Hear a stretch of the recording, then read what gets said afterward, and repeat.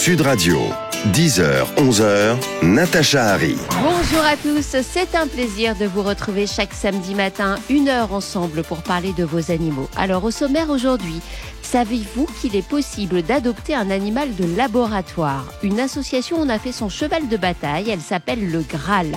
L'une de ses représentantes, ainsi que le double champion du monde de canicross, qui est le parrain de cette association absolument géniale, seront avec nous tout à l'heure. Ils nous expliqueront comment se passent ces adoptions hors normes.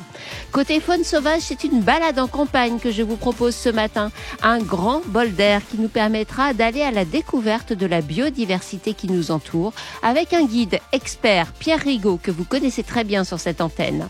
Enfin, dans C'est votre histoire, vos animaux va relayer aujourd'hui un appel à l'aide, celui de Laurie qui se bat pour récolter des fonds nécessaires au sauvetage de son cheval, Colt, qui est actuellement hospitalisé après avoir été victime d'un tragique accident. 0826 300 300 si vous souhaitez réagir, échanger avec mes invités, n'hésitez pas à composer le numéro du standard de Sud Radio. À tout de suite. Sud Radio, vos animaux et vous.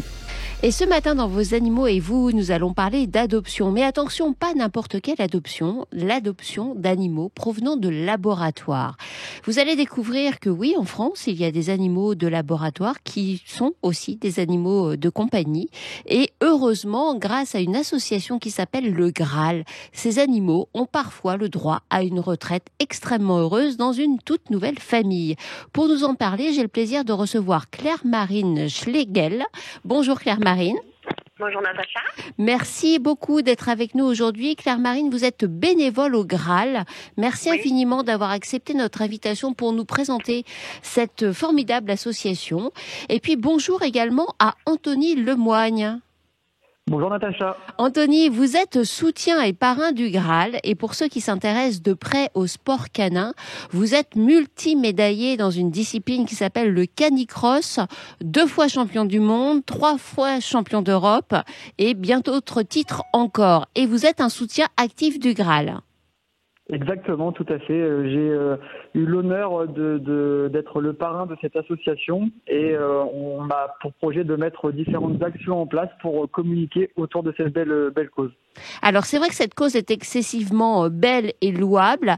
Claire-Marine, pouvez-vous nous expliquer à quoi sert le Graal ? Quelle est sa vocation ? Alors, le Graal est une association qui compte environ 35 bénévoles, tout le monde est bénévole. Et en fait, on a vocation à être contacté ou à contacter les laboratoires qui souhaitent, en fin de protocole ou qui ont des animaux surnuméraires, réhabiliter les animaux dont ils n'ont plus besoin en fin d'expérimentation. Donc, on prend ces animaux en charge et on leur trouve des refuges. Alors, quand on pense aux animaux de laboratoire, on pense peut-être en premier lieu aux souris, éventuellement aux lapins, mais je ne suis pas certaine que l'ensemble de nos auditeurs s'imaginent finalement de la variété des espèces utilisées en France par les laboratoires. Quels sont les animaux que l'on trouve dans ces labos et qui servent finalement à réaliser des tests plus ou moins invasifs, heureusement, mais quand même réaliser des tests ? Alors effectivement, il y a des rats et des souris qui représentent donc une partie des NAC, des nouveaux animaux de compagnie, mais aussi il y a des cochons d'Inde, des lapins, des furets. Ensuite, on a aussi des animaux de compagnie plus classiques, entre guillemets, donc les chiens et les chats. Souvent, les chiens, ce sont des beagles. On réhabilite également des chevaux, mais aussi des primates, des animaux de ferme, des poissons, des lamas. Le Graal, la spécificité, c'est qu'on est une association en capacité de réhabiliter toute espèce confondue. Voilà. On n'est pas là pour porter aujourd'hui de jugement sur l'intérêt d'utiliser ou pas des animaux dans les laboratoires, dans ces batteries de tests, mais plutôt de mettre en avant justement les actions que vous faites, c'est-à-dire trouver une nouvelle issue pour ces animaux. Ce sont des retraités en fait qui passent ensuite par vos soins pour trouver une famille d'accueil ? Voilà, effectivement, les laboratoires nous disent on a tant d'animaux de tel âge, alors ça peut être des chiots, des animaux plus âgés, et ensuite on trouve les refuges adéquats, alors on essaye de les trouver au plus proche des laboratoires pour leur éviter des transports qui peuvent être longs et fatigants, et ensuite ils sont placés en refuge, alors soit mis à l'adoption quand ce sont des espèces qui peuvent être adoptées, ou bien en zoo, refuge, sanctuaire, qui vont les garder toute leur vie. Oui, parce que ça peut être des primates par exemple. exemple, des primates. On a aussi des mini-pigs, donc des petits cochons, des coqs. Donc voilà, les animaux de ferme. Des fois, c'est un peu plus difficile de trouver des adoptants en grand nombre. Et les primates, effectivement, ne peuvent pas être replacés chez des particuliers. Alors, sans rentrer dans trop de détails, mais quel genre de tests subissent ces animaux pendant leur, entre guillemets, carrière d'animal de laboratoire ? Alors c'est assez opaque. Certains laboratoires nous communiquent dans les grandes lignes les études auxquelles ont participé les animaux, d'autres pas du tout. Donc il faut savoir que les animaux qui sortent qui sortent en réhabilitation sont des animaux qui ont suivi des protocoles légers à modérés. Il y a un contrôle qui est fait par la direction départementale des populations. Il y a un accord donc en amont de leur sortie. Donc ce sont des animaux qui sont toujours en bonne santé. Et voilà, donc ça peut être des études de recherche médicale, de nutrition animale ou humaine. C'est assez vaste. Anthony, en tant que soutien et parrain du Graal, justement, quel regard portez-vous sur les actions menées par le Graal et sur cette opportunité que l'association offre à ces animaux, qui est, j'imagine, loin de couvrir tous les besoins nécessaires pour les animaux de laboratoire? Alors, je vais être très transparent avec vous. Avant d'être contacté par l'association Graal, j'étais à milieu d'imaginer finalement le sort de ces animaux et leur utilité en milieu de laboratoire. Donc, c'est vrai que j'ai été très vite sensibilisé à ça. Et évidemment, ça coulait de source pour moi, qui aujourd'hui travaille avec des animaux. Mes chiens sont mes meilleurs amis, mes collaborateurs, des membres de ma famille à part entière. Et c'était évident pour moi de pouvoir apporter évidemment ma contribution. Et c'est vrai que le sort des animaux en général, et notamment des chiens qui sont utilisés dans les laboratoires, me porte à cœur. Et c'est vrai que j'ai trouvé la cause excessivement louable, et j'ai trouvé qu'il fallait absolument communiquer au maximum au plus grand nombre pour que finalement le tout à chacun ait connaissance finalement de l'existence de ces animaux. Eh bien justement, on va donner la parole à Dominique. Bonjour Dominique. Bonjour. Merci infiniment d'être sur l'antenne de Sud Radio ce matin. Dominique, vous faites partie de ces gens qui ont fait le choix d'adopter 2 animaux de laboratoire. Vous pouvez nous les présenter ? Absolument. Donc nous avons adopté 2 beagles qui s'appellent Nano et Newt, qui avaient 2 ans et demi lorsqu'on les a reçus. Je tiens à dire que les beagles sont une race particulièrement agréable comme animal de compagnie. Oui, c'est d'ailleurs, ça fait partie d'ailleurs des raisons pour lesquelles on les choisit pour les laboratoires, c'est que ce sont des chiens hyper faciles en fait. Ce sont des chiens très faciles, très doux, avec beaucoup de caractère, mais très doux et pas du tout agressifs. Deuxième chose, je tiens à dire que l'organisation entre le Graal et la SPA, le refuge qui nous a fourni les animaux, est parfaite. On récupère des animaux en parfait état de santé, avec un bilan médical, avec une puce, avec bien sûr l'opération qui permet de les stériliser, etc. Donc le process est très fluide, ça se passe très très bien. Et enfin, pour être en contact avec d'autres familles adoptantes, on a des chiens qui ressemblent tous au même portrait. Ils sont très timides, ils ont peur, ils ne sont pas habitués à la vie avec les humains. Et même quand vous les récupérez à 3 ans, à 4 ans, à 5 ans, ce sont des chiots en fait. Ils ne savent pas se promener en laisse, ils ne savent pas jouer, ils ne sont pas propres la plupart du temps. Donc il y a un vrai travail à faire pour l'adoptant. Ce n'est pas aussi facile que de prendre un chiot dans un chenil. Bien sûr. Mais par contre, ce sont des boules d'amour qui vous le rendent au centuple. Qu'est-ce qui vous a motivé, vous, Dominique, à rentrer dans cette démarche ? Alors, moi, il me semblait évident que, voulant des chiens, et j'en voulais 2 absolument pour qu'ils puissent se tenir aussi un petit peu compagnie, même si je travaille de la maison, donc je suis avec eux à 100% du temps, il me semblait évident d'essayer de coupler ça à une bonne action. Et là, effectivement...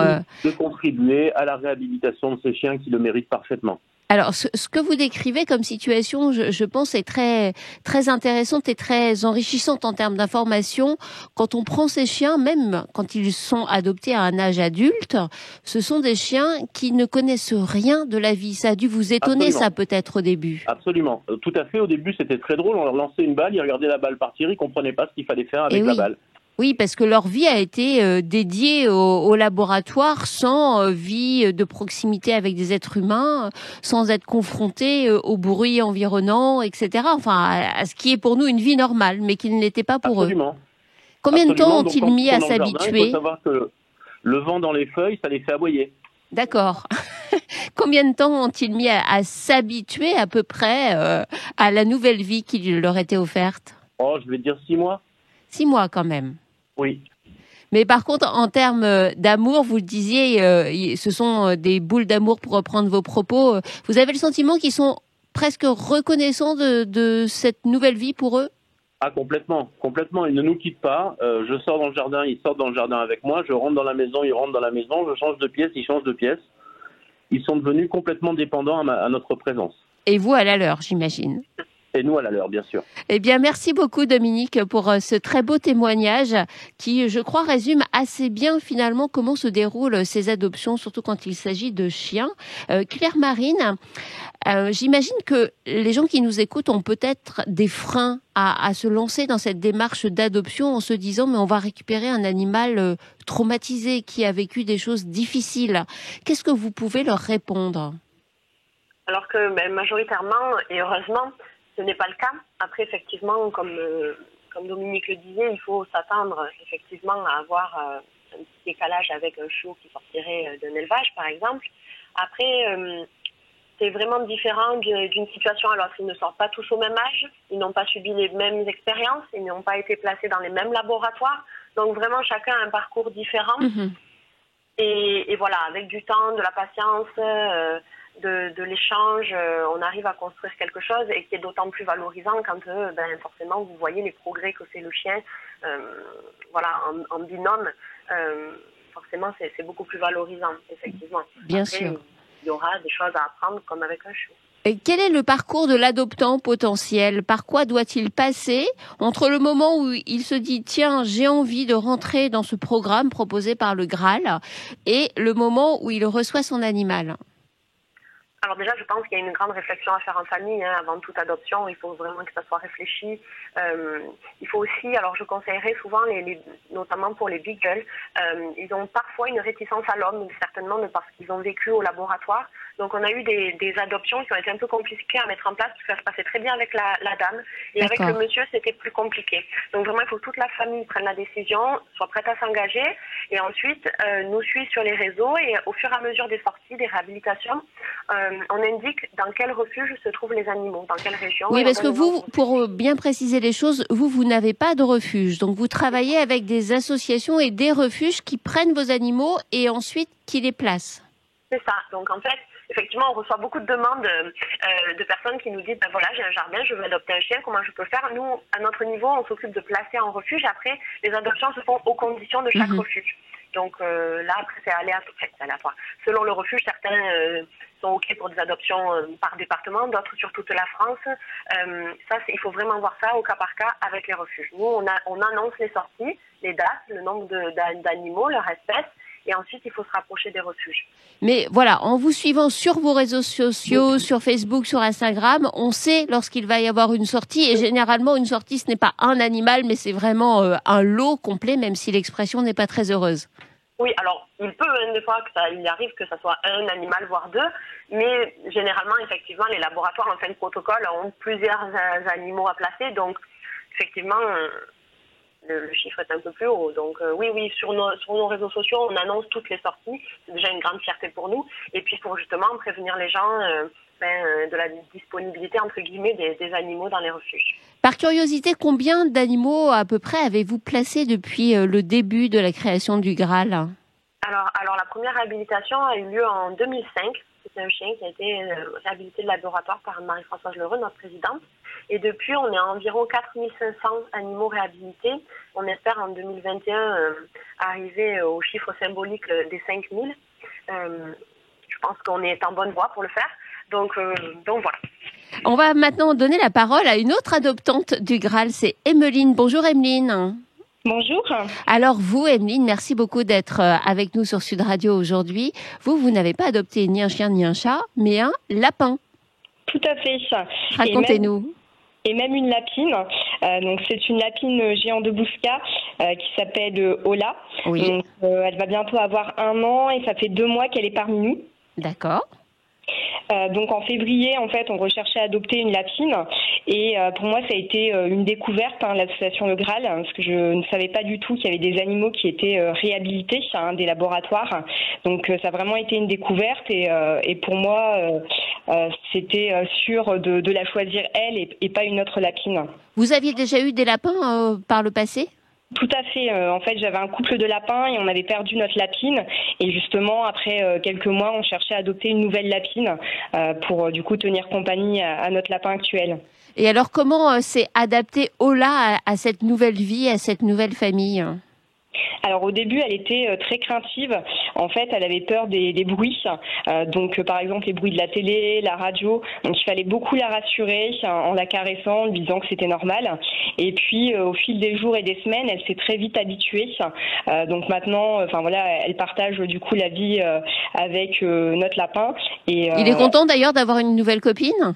Tout à fait, tout à fait. Et ça se passe très bien et c'est vrai qu'elle nous remercie beaucoup. Enfin, elle est très attachée à nous parce que dès qu'on lui fait des caresses, elle nous lèche derrière pour nous remercier. Donc vraiment, on est très content de l'avoir adoptée. Ouais, vous avez l'impression qu'elle est apaisée maintenant.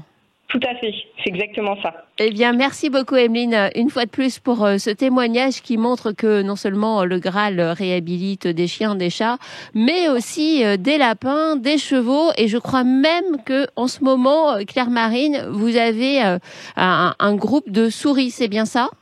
Alors, ce sont des rats. Ah, de rats, pardon. Une réhabilité d'ampleur de 120 rats en Île-de-France à placer. Donc, effectivement... avis aux volontaires. Voilà, c'est un super challenge qu'on va relever. On est en train de leur trouver des refuges, des endroits où passer leur retraite. Donc oui, effectivement, nous appelons à toutes les bonnes volontés qui ont des refuges ou des familles d'accueil qui peuvent adopter ou accueillir des rats en attendant qu'ils soient adoptés, de se manifester en Île-de-France. Anthony Lemoigne, j'imagine qu'une fois de plus, quand vous entendez les témoignages, que ce soit Dominique, Emeline, vous vous dites que vraiment c'est un bel engagement. Oui, alors c'est vrai que c'est un bel engagement et encore une fois, je pense que la réussite de tout ça passe vraiment par la communication et le fait qu'un maximum de personnes connaissent un petit peu ces démarches et qu'ils puissent s'y engager. On a vu qu'il fallait quand même avoir un petit profil particulier, en tout cas pour des chiens qui peuvent avoir des comportements et donc, à mon avis, il faut un petit peu de connaissance du chien en général, mais évidemment, je pense que de communiquer autour de toutes ces actions va les mener vers la réussite. Donc c'est vrai que c'est vraiment louable. Et moi, quand j'entends les gens parler, j'entends surtout leur cœur parler. Oui, et c'est vrai. Que finalement, c'est ça qui fait aussi la beauté de toutes ces démarches et de toute cette association finalement entre les gens, l'association Graal et puis évidemment aussi le milieu de la recherche qui fait aussi un petit geste pour finalement aider à avoir la fin de vie la plus heureuse possible pour ces animaux. Oui, parce que on peut voir le côté sombre de la chose en se disant que c'est affreux d'utiliser ces animaux dans les laboratoires et c'est une réalité. Mais il faut aussi voir les efforts qui sont faits par certains laboratoires pour trouver justement une fin de vie heureuse pour ces animaux et ça, c'est une initiative qu'on ne peut que saluer. Anthony, c'est quoi votre programme sportif là ? Parce que j'imagine qu'avec la Covid, c'est un peu compliqué en ce moment. Oui, ça a été une grosse adaptation là depuis 13 mois maintenant. Alors là, en toute logique, il devrait y avoir les championnats du monde de canicross qui devraient se tenir en octobre. Oui. Et puis la finale en de la France, Coupe du Monde c'est ça. En France, exactement, en Bretagne. Et puis la finale de la Coupe du Monde qui devrait avoir lieu 15 jours plus tard au Canada. Mais évidemment, on est encore un petit peu suspendu à toutes les directives et l'évolution finalement de la crise de la crise sanitaire. C'est ça, exactement. Et comment continuez-vous à vous entraîner ? C'est quoi le quotidien d'un sportif de haut niveau comme vous ? Parce qu'aujourd'hui, d'abord, c'est votre métier. Et le canicross, c'est vraiment... c'est du sport, quoi. Oui, et c'est vrai que c'est du sport et surtout, il y a... Vous courez combien de kilomètres ? Alors, je cours évidemment tous les jours. Ça varie, ça va être entre 10 et 15 kilomètres par jour. D'accord. Mais au-delà de ça, c'est l'intensité à laquelle je vais courir ça. Mais surtout, c'est que mes chiens, eux, ne demandent rien, pandémie ou pas. Ils ont besoin de bouger, ils ont besoin de se défouler, ils aiment ça. Et donc, je garde mon rythme d'entraînement, même s'il n'y a pas d'échéance sportive à court terme, là, dans l'immédiat. Et c'est vrai que c'est des bons moteurs finalement, parce que dans leurs yeux, on voit que eux, ils sont demandeurs, donc on maintient évidemment le rythme d'entraînement ordinaire. Voilà, mais effectivement, il y a de l'activité tous les jours, que ce soit de la natation, que ce soit du vélo, que ce soit de la course à pied. Et évidemment, dans chacune de ces disciplines, mes chiens m'accompagnent évidemment. Et en compétition, vous courez combien de kilomètres avec vos chiens ? Comment ça se passe ? C'est très très court. Le canicross, c'est de 3 à 5-6 kilomètres. Oui. Donc c'est pas très long. Mais c'est très rapide. C'est ça, c'est très élevé. En championnat du monde, on fait 5 km aux alentours des 24-25 km/h. Ah oui, quand même. Je tiens à dire à l'ensemble des auditeurs. Je viendrai pas avec vous, Anthony, ou alors en vélo à côté et encore. Mais par contre, ce qui est important de savoir, c'est que le canicross est vraiment accessible à tous. Et ça, j'insiste, quelle que soit la race du chien ou le niveau du coureur. Donc, s'il y a des auditeurs qui nous écoutent et qui se disent, moi, j'aimerais bien essayer de faire du cani-marche ou du canicross avec mon chien, il faut pas hésiter, il faut vraiment se rapprocher d'un club. Il y a à peu près 200 clubs en France aujourd'hui et d'essayer l'aventure parce que c'est du gagnant-gagnant pour le chien et l'humain, évidemment. Oui, chacun à son niveau, évidemment, et on adapte à l'état de santé de son animal, à son propre état de santé. Anthony, merci beaucoup d'abord de soutenir le Graal. C'est vraiment un bel engagement pour un sportif et champion comme vous. Et puis merci à Claire Marine d'être venue nous parler du Graal ce matin, parce que vraiment c'est une initiative comme on les aime dans cette émission. Merci à vous. On marque une courte pause et on se retrouve dans quelques minutes. Sud Radio, 10h, 11h, Natacha Harry. Bon samedi matin à tous. Merci à vous d'écouter Sud Radio. Nous sommes ensemble encore pendant près de 30 minutes. Vous écoutez vos animaux et c'est l'heure de notre séquence à l'état sauvage. Sud Radio, vos animaux à l'état sauvage. Et je vous avais promis une balade en pleine campagne. Elle va être enrichissante puisque c'est Pierre Rigaud, naturaliste, qui sera notre guide. Bonjour Pierre. Bonjour Natacha. Merci beaucoup Pierre d'avoir une nouvelle fois accepté cette invitation. Mais alors aujourd'hui, on arrive avec un livre que vous venez de sortir. Ça s'appelle Ma campagne. C'est aux éditions Belin. Tiens, je le montre pour ceux qui nous suivent sur la chaîne YouTube de Sud Radio ou sur nos réseaux sociaux. Ma campagne, c'est le premier opus d'une longue série peut-être. Oui, il y a 4 autres numéros qui seront prévus. On parlera ensuite de la forêt, de la montagne, du littoral, de la ville. Et on commence avec ma campagne, avec un adjectif possessif qui veut pas dire que c'est la campagne de Pierre Rigaud ou la mienne, c'est que l'idée de s'approprier un petit peu la campagne dans laquelle on vit ou dans laquelle on se promène pour prendre soin notamment de ce qui peut être menacé. Alors c'est vrai qu'on vous connaît extrêmement militant, vous défendez de nombreuses causes pour préserver l'environnement, pour préserver la faune, la flore. Là, vous avez vraiment choisi finalement de nous emmener en toute discrétion, presque sur la pointe des pieds, se promener dans notre campagne pour aller découvrir des choses qu'on ne voit pas quand on s'y balade comme ça sans faire attention. Et c'est vraiment d'une richesse folle. Il y a d'abord peut-être tous ces petits insectes qu'on voit sans voir réellement, qui sont pourtant d'une immense utilité. Oui, c'est ce qu'on appelle la nature ordinaire, qui parfois ne saute pas aux yeux parce que c'est pas les girafes dans la plaine africaine, mais c'est tout aussi passionnant, je trouve. C'est sûr que si on aperçoit une girafe dans notre campagne, là, il faut s'étonner. C'est qu'il y a un souci. Il faut s'étonner. Mais il y a des choses qui sont très discrètes et très étonnantes aussi. Et justement, les petits insectes, là, avec le printemps, commencent à sortir. Et on a plein d'abeilles je trouve ça assez passionnant, plein d'abeilles qui ne sont pas les abeilles domestiques. Dès qu'on parle des abeilles, on pense tous à l'abeille butineuse qui nous fait le miel quand on l'utilise dans l'apiculture. Mais en fait, il y a des centaines d'espèces d'abeilles sauvages, rien qu'en France, et alors en Europe et dans le monde beaucoup plus. Et ces abeilles sauvages, elles passent assez inaperçues. Elles sont de couleurs, de formes assez variables. On se dit bien que c'est des petites abeilles, mais qu'elles n'ont pas la tronche habituelle de nos abeilles domestiques. Donc on se demande un petit peu ce que c'est. Oui, et elles ont un rôle absolument essentiel parce que on dit souvent que si les abeilles disparaissaient, ça serait catastrophique pour la pollinisation des plantes, tant les plantes sauvages que les plantes cultivées. Mais cette disparition qu'on peut craindre des abeilles, c'est au moins aussi grave si les abeilles sauvages disparaissent que les abeilles domestiques. Parce que les abeilles sauvages ont un rôle absolument essentiel dans la pollinisation des plantes sauvages, justement, et des plantes domestiques aussi. Donc, elles ont parfois chacune leur spécialité. Elles ne vivent pas dans des ruches ou elles ne vivent pas en colonie pour la plupart d'entre elles. Ce sont pour la plupart des abeilles dites solitaires. Donc, c'est pour ça qu'elles sont un petit peu plus discrètes aussi. C'est pour ça qu'il faut prêter un peu attention. Mais quand on observe, même parfois très près des maisons, des osmies, par exemple, qui cherchent des petites cavités cavités dans les murs pour faire leur nid, pour y installer leurs larves. Quand on voit sur des fleurs n'importe quelle des petites abeilles comme des collettes, il y en a une dont le nom me fait rire. C'est la collette lapin, qui n'a rien à voir avec un lapin, mais on l'appelle comme ça parce qu'elle fait son nid dans des sols un peu sableux. Elle creuse un terrier un petit peu comme un lapin. C'est assez poétique. Oui, et alors, ces abeilles-là, en fait, leur diversité est assez menacée par plein de facteurs et qui sont quand même essentiellement l'agriculture intensive. Et c'est pour ça que dans ce livre-là, on a essayé de faire, avec Arnaud Tételin, l'illustrateur, de faire le lien entre la biodiversité dite ordinaire et puis les grands enjeux de protection de la biodiversité, pour que ce soit du concret. Et que oui, parce qu'on parle aujourd'hui de biodiversité à tout bout de champ. Finalement, ça finit par presque galvauder ce terme, alors que la biodiversité, c'est une réalité concrète qui se manifeste dans nos campagnes, qui se manifeste dans nos jardins, sur nos balcons, dans nos parcs de citadins, partout. Partout, et il suffit juste d'un petit peu de curiosité pour en apprendre énormément, parce que dès lors qu'on s'intéresse, si on prend le cas des abeilles, on peut prendre le cas de plein d'autres choses. Il y a des centaines d'espèces différentes qui chacune ont leurs particularités, les plantes qu'elles vont butiner.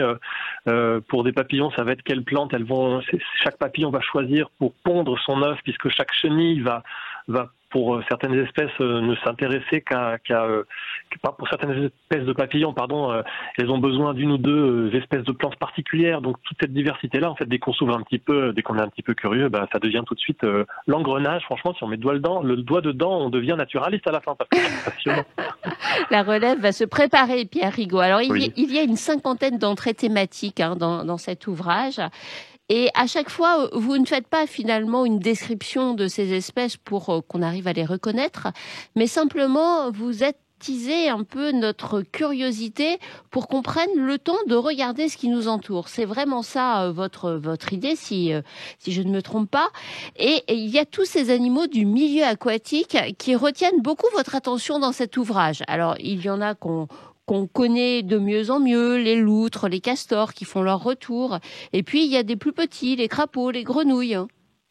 Oui, les milieux aquatiques, on entend souvent dire que les zones humides disparaissent. Et derrière ce terme de zones humides, il y a tout un tas de marais, de fossés, de petits ruisseaux qui en effet disparaissent. Alors soit comblés pour l'urbanisation, soit comblés pour l'agriculture.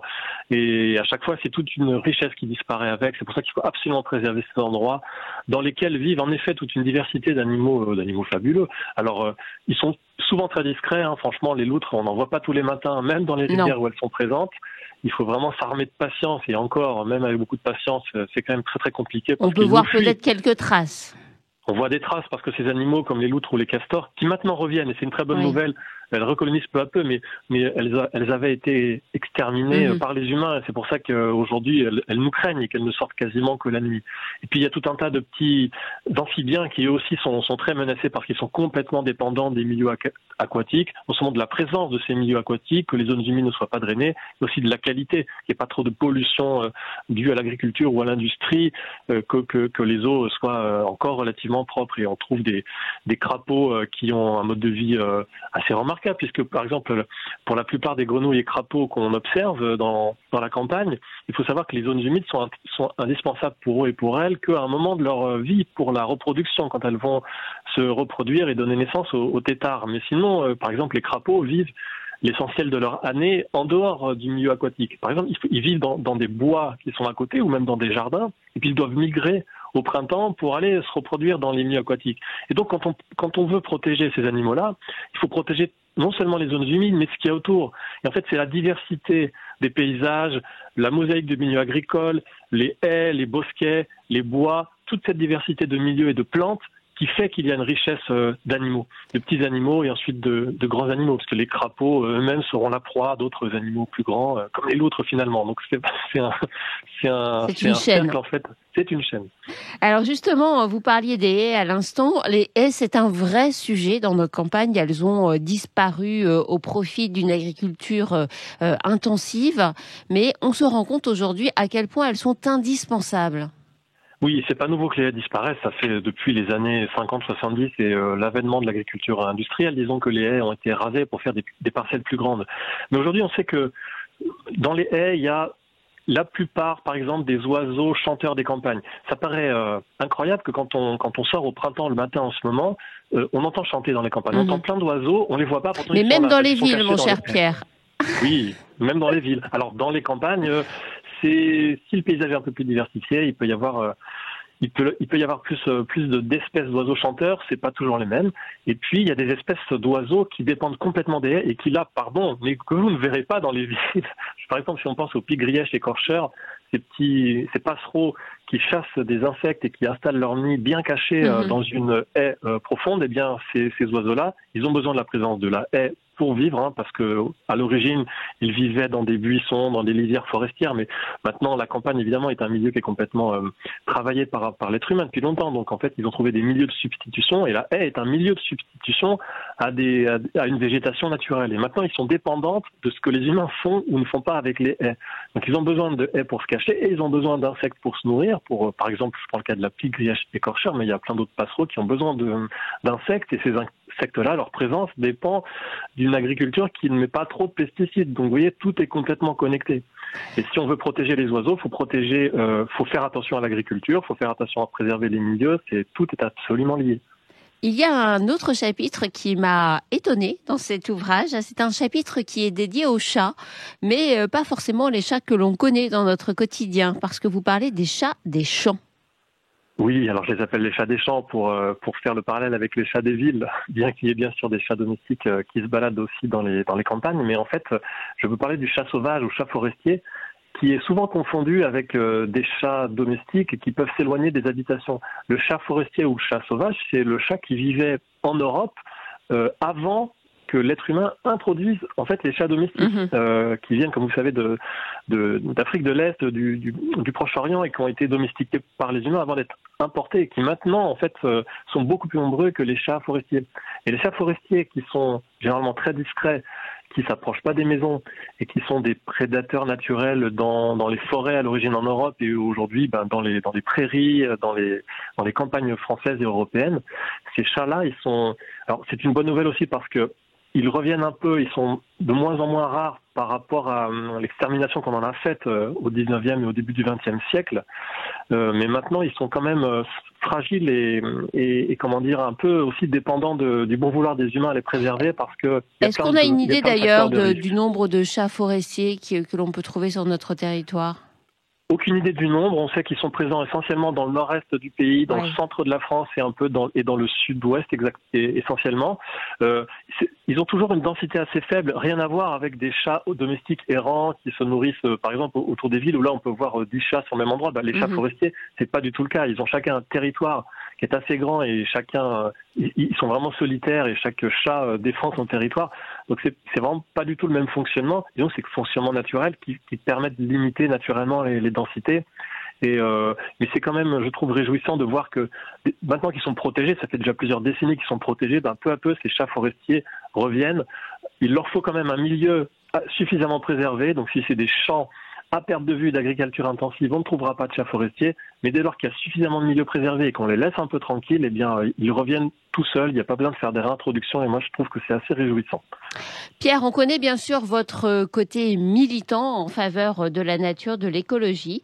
Alors forcément, vous avez terminé cet ouvrage avec une liste d'associations où l'on peut s'engager sur différents sujets. Alors la liste est très longue, mais si vous en aviez une à nous présenter ce matin, ce serait laquelle ? Alors ça, c'est la question la plus difficile, parce que je vais en fâcher. C'est pour ça que je l'ai gardée pour la fin. Non, mais je vais faire simple. Écoutez, je me suis demandé quelle association on pouvait mettre en avant. Alors, c'est pas du tout original et tout le monde la connaît de nom, mais il se trouve que moi, je suis adhérent depuis longtemps à Greenpeace, à ce ONG bien connu. Oui. Mais il se trouve que vous allez me dire quel est le lien avec... Non, vous n'allez pas me dire, mais je dis allez-y, vous pouvez faire les questions à ma place, je vous en prie, Pierre. Vous ferez la réponse aussi en même temps.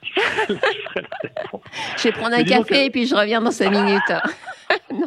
Mais disons qu'on parle des là, on parle des grenouilles, des insectes, des papillons, et tout. On se dit, mais Greenpeace, c'est les grands. Et justement, c'est ça que ça que je trouve passionnant et que d'ailleurs j'ai essayé de faire le lien dans le livre, c'est-à-dire le lien entre la biodiversité concrète qu'on voit, qu'on observe, qu'on entend, qu'on sent, qu'on touche dans les campagnes au quotidien, et puis les grands enjeux qui sont complètement liés. Pour protéger la diversité des papillons, pour protéger la diversité des oiseaux, il faut une agriculture respectueuse. Eh bien, l'ONG Greenpeace, mais comme beaucoup d'autres, j'ai pris celle-là comme exemple, depuis longtemps travaille sur les grands enjeux, notamment, là en ce moment j'ai vu qu'il y avait une campagne de Greenpeace sur pour nous alerter sur les nouveaux OGM, les plantes génétiquement modifiées. Et en fait, quel rapport ? Le rapport, c'est que ces plantes-là, souvent, ont été utilisées en agriculture dans le cadre d'une agriculture intensive avec beaucoup de pesticides. Et donc, ces grands champs pesticidés, c'est ça qui fait disparaître les insectes et c'est ça qui fait disparaître les oiseaux. Donc voilà, je trouve que c'est intéressant si on veut s'engager. Il y a 1000 façons de le faire, mais on peut le faire dans une grande ONG comme Greenpeace pour les grands enjeux environnementaux, puis on peut le faire bien sûr dans une association locale, c'est tout aussi essentiel. Voilà, dans votre livre, il y a quoi ? Allez, une petite cinquantaine certainement d'associations qui sont listées. Un peu plus même. Un peu plus. Ça vous donnera à tous l'occasion de découvrir peut-être près de chez vous une association où vous pourriez vous engager, avoir des actions concrètes de terrain. Merci infiniment Pierre Rigaud pour cette présentation. Je rappelle le titre de votre ouvrage et je le montre aussi sur l'antenne de Sud Radio sur nos réseaux sociaux, Ma campagne. Et les illustrations sont signées d'Arnaud Tételin. Voilà, Ma campagne aux éditions Belin. Allez, merci Pierre. On marque une courte pause et on se retrouve d'ici quelques minutes avec la question veto. Vos animaux sur Sud Radio, c'est votre histoire. Aujourd'hui, dans C'est votre histoire, nous allons vous raconter l'histoire de Laurie et de son cheval qui s'appelle Colt. Une histoire qui avait tout pour bien démarrer, bien se passer. Malheureusement, Colt a été victime d'un terrible accident. Et alors, une fois n'est pas coutume, on va relayer une cagnotte en ligne pour aider Laurie à soigner son cheval, à payer les frais vétérinaires. Bonjour Laurie. Bonjour. Merci infiniment d'être avec nous sur l'antenne de Sud Radio aujourd'hui. Avec Colt, vous vivez depuis plusieurs années une magnifique histoire. Il faut dire que c'est un cheval qui est un peu hors norme pour vous. Oui, c'est vrai. Il était pas du tout ce que je voulais, que ce que j'attendais à la base. Et en fait, j'ai eu un vrai coup de cœur dès que je l'ai vu, dès que je l'ai ne serait-ce qu'aperçu. Et c'était un cheval très très très difficile. Il avait un fort caractère et c'était pour ça que ses anciens propriétaires, qui sont des gens formidables, le vendaient parce qu'ils n'arrivaient plus à le gérer. Et au final, ça a été la meilleure décision de ma vie. Alors, il faut préciser quand même que Colt, c'est un quarter horse. C'est ça, un quarter horse, ouais. Avec donc un gros tempérament, mais entre vous deux, c'est l'amour fou. L'amour fou dès le début et alors après il a toujours eu ce petit caractère, mais au final je me suis rendu compte que lui ce qu'il aimait le plus c'était les humains, humains surtout, et c'est surtout mon fils il y a grimpé dessus sans mon consentement. Je me suis retrouvée devant alors qu'il avait la selle, mais j'étais pas au courant qu'il allait y monter dessus. Il avait quel âge votre fils quand il a fait ça? Il avait 6 ans. Quand même. Il a réussi à le mettre à côté d'une barrière, à y monter dessus. Moi, je me suis vite mis à côté, puis je me suis rendu compte que le cheval, il n'avait pas du tout le même tempérament qu'avec moi. Et en fait, s'en est suivi, évidemment, toujours à mes côtés, et quelques temps d'adaptation, mais au final, je me suis rendu compte qu'il ne lui refusait rien. Par exemple, il avait peur des flaques d'eau. C'était impossible de passer en flaque d'eau avec moi. Par contre, mon fils, il pouvait y aller, il passait 3-4 fois dessus. Il n'y avait jamais aucun problème. Il lui a tout laissé permis. Enfin, il est formidable. C'est son meilleur ami. Je crois que beaucoup de cavaliers, de gens qui ont possédé des chevaux et qui nous écoutent ce matin, comprendront votre histoire. Il y a parfois des liens comme ça, tout à fait hors normes, qui peuvent se nouer avec un cheval, et on ne sait pas pourquoi, mais ça se passe à ce moment-là. Alors ça, c'était le joli début de l'histoire. Malheureusement, Colt a été victime d'un accident malheureux, tragique. Racontez-nous ce qui s'est passé, Laurie. Eh ben, tout comme il aime ses humains, il aime sa compagne de près, en fait, même mon autre jument. Et j'ai voulu les mettre en pâturage pas loin de chez moi pour qu'ils puissent profiter de la bonne herbe de printemps. Et en fait, ce que j'avais pas prévu, c'est qu'il allait avoir un autre parc à côté qui lui était avec des barbelés. Mais bon, après les miens, ils touchent pas les clôtures. Mais le problème, c'est que dans ce pré-là, il y avait un âne. Et cet âne-là a montré de suite beaucoup d'agressivité. Et surtout, en fait, ma jument s'est déclenchée un peu en chaleur. Et elle se promenait, elle faisait un peu sa maline autour. Et Colt s'est de suite mis entre elle et l'âne. Et il était très stressé, il se mettait entre elle et l'âne. Et il l'a poussée à chaque fois pour qu'elle reparte. Et malheureusement, l'âne a fracturé la clôture en emportant avec lui tout ce qui était barbelé. Alors lui, heureusement aussi qu'il a rien eu, mais malheureusement, mon cheval s'est mis entre lui et sa jument et il s'est entortillé le jarret, le postérieur droit avec la clôture barbelée et ça l'a ouvert complètement jusqu'à l'os. Alors, on le sait tous parce que je sais que les auditeurs qui nous écoutent, qui connaissent les chevaux, vont dire mais pourquoi l'avoir mis dans un pré avec des barbelés? On le sait, c'est extrêmement dangereux. Il ne faut pas faire ça. Vous le saviez et il était prévu que ces barbelés soient retirés quelques jours finalement après l'accident. C'est vraiment un concours de circonstances. Quelques jours avant, oui. Et le problème, c'est que pour tout vous dire, j'ai eu un grave problème familial. J'ai dû avancer le départ, mais j'ai demandé à cette personne si les clôtures allaient être faites. Il m'avait dit oui, ça avant vendredi, ça allait être bon. Sauf qu'en fait, en arrivant, il n'y avait rien qui avait été fait. Et moi, je me voyais dans l'obligation de repartir en urgence dans ma famille. Alors, je précise ça parce que c'est important que nos auditeurs comprennent que ce n'est pas par négligence de votre part que votre cheval s'est retrouvé dans ce pré avec le barbelé et que vous aviez parfaitement conscience que c'était un vrai souci et une source d'accident potentiel. Malheureusement, c'est ce qui est arrivé. Donc aujourd'hui, Colt est hospitalisé à l'école vétérinaire de Maisons-Alfort. Ça fait quoi, 15 jours à peu près? C'est ça, il a été hospitalisé samedi 17 avril. Avec une très très grosse blessure au niveau du jarret, puisque vous nous expliquez que les barbelés ont entaillé la chair jusqu'à l'os en atteignant une petite articulation sous le jarret. C'est ça. Et alors malheureusement, lorsque les articulations sont atteintes, quand c'est le cas comme sur le cas de Colt, ça peut et ça entraîne des infections et c'est ce qui se passe dans le cas de Colt. Ce sont des infections qui nécessitent des soins vétérinaires qui ne peuvent pas être dispensés ailleurs que dans une clinique vétérinaire et pendant encore un temps qui risque d'être long. Oui, malheureusement. C'est bien ça, Laurie. C'est ça. Avec tous les frais que ça engendre. Est-ce que vous savez déjà à peu près où vous en êtes financièrement sur les soins qui ont été dispensés? Là, déjà, sur les soins qui ont été dispensés, la première semaine, j'atteignais 2700 € au minimum. Et en fait, arrivé quelques jours après, étant donné qu'il a fallu le mettre sous épidural, sous morphine, ça a vraiment augmenté à plus de 3000 €. Là, j'attends la dernière nouvelle, on va dire.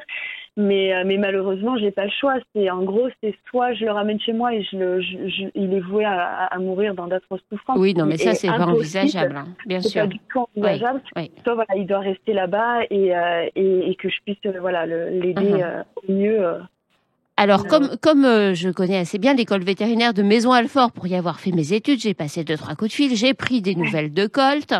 Donc voilà, les vétérinaires sont à la fois, entre guillemets, rassurants sur leur capacité à poursuivre les traitements. Ils restent quand même réservés sur le pronostic, hein, il faut dire les choses clairement, parce que d'abord, pour l'instant, l'infection est toujours présente au niveau de cette articulation. Donc ça, c'est la première phase du traitement, c'est gérer l'infection et gérer la douleur.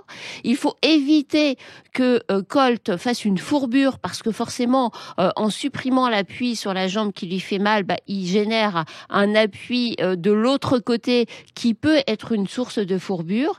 Et puis, une fois que l'infection sera arrêtée, une fois que la douleur sera à peu près gérée, il va y avoir toute une phase, entre guillemets, de réhabilitation avec certainement une boiterie qui deviendra chronique chez lui où il faudra gérer cette partie boiterie. Donc pour l'instant, une chose est claire pour Laurie, c'est que vous ne pouvez pas sortir Colt de la clinique vétérinaire. Il faut continuer à faire des soins. On a bien compris, vous nous annoncez 2700 € pour une semaine de soins. Il en a pour plusieurs semaines. Donc vous avez lancé une cagnotte sur Litchi, Laurie. Exactement, oui. Alors cette cagnotte, on va la mettre en ligne sur les réseaux sociaux de Sud Radio. Et moi, je vais donner aussi sur cette cagnotte pour, peut-être, j'espère, lancer une petite impulsion. Et on peut donner quelques euros. Si on est très nombreux à donner chacun quelques euros, ça peut aider Laurie. On est très souvent sollicité pour aider des animaux en détresse. Bien sûr, on aimerait le faire à chaque fois. On ne peut pas le faire chaque semaine. Mais là, j'avais envie de donner ce coup de pouce grâce à vos animaux et grâce à l'antenne de Sud Radio. J'espère, Laurie, qu'on va pouvoir vous aider. Ce que je vous propose, c'est qu'on mette en ligne, donc sur nos réseaux sociaux, la cagnotte Litchi. Vous pouvez nous dire rapidement comment on la trouve pour ceux qui n'auraient pas accès aux réseaux sociaux? Bien sûr, alors malheureusement je me suis tellement dépêchée à la marquer que j'ai fait une légère faute de français, donc ça s'appelle Aide aux soins pour mon guerrier. Oui. Et le aux soins, c'est au singulier. Bon. D'accord. Sur l'émotion, excusez-moi. C'est pas grave. Aide aux soins pour mon guerrier. Donc c'est la cagnotte de Laurie sur le site Litchi. Voilà, vous pouvez y aller. Tout est validé avec l'école vétérinaire. On sait que l'argent sera utilisé uniquement pour soigner Colt et bien sûr pour ne rien faire d'autre. Laurie, vous nous tenez au courant?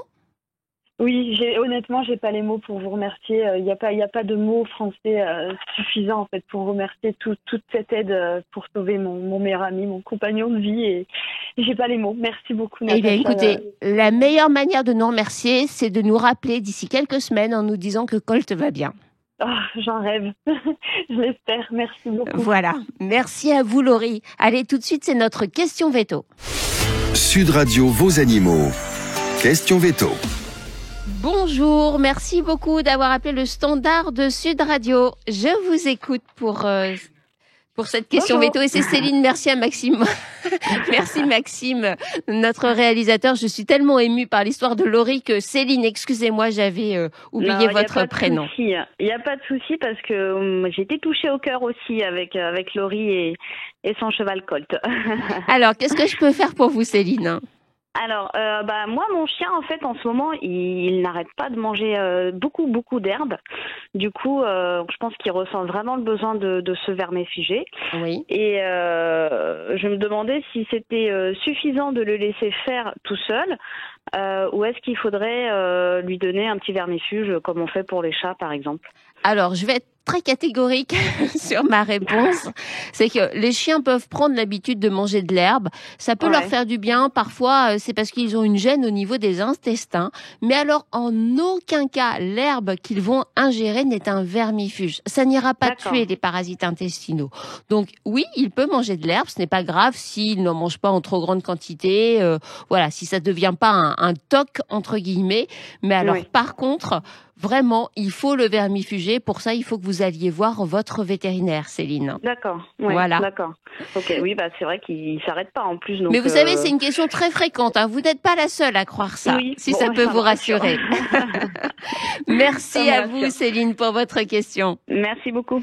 Allez, on arrive à la fin de cette émission. Je rappelle la cagnotte de Laurie pour aider Colt. Ça s'appelle Aide aux soins pour mon guerrier. Allez, j'espère qu'on sera nombreux à donner quelques euros à Laurie pour aider son cheval. Merci à vous d'avoir suivi vos animaux. Je vous souhaite un excellent week-end.